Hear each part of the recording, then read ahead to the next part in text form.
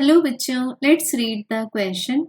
1 kilogram of a gas does 20 kilojoule of work and receives 16 kilojoule of heat when it is expanded between the two states.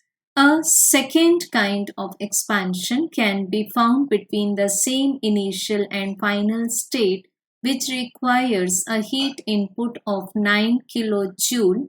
The work done by the gas in the second expansion is. So बच्चों given है हमें एक gas का fixed mass is given as 1 kilogram.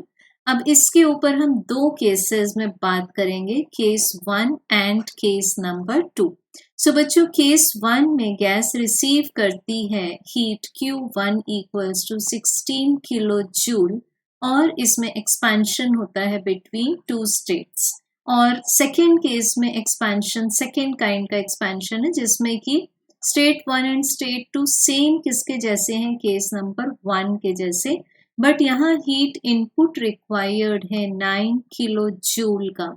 अब बच्चों यहाँ पर first case में हमें गिवन है कि गैस 20 किलो जूल का वर्क भी करती है. It means W1 is equal to 20 kilo joule और हमें फाइंड करना है work done in the second case.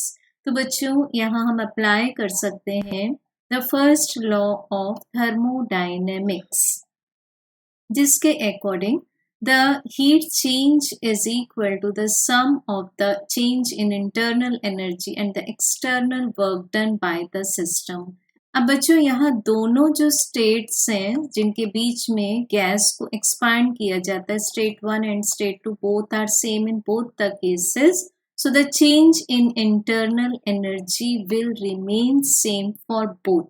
तो हम फर्स्ट केस के लिए लिख सकते हैं Q1 minus W1 and for second case Q2 minus W2.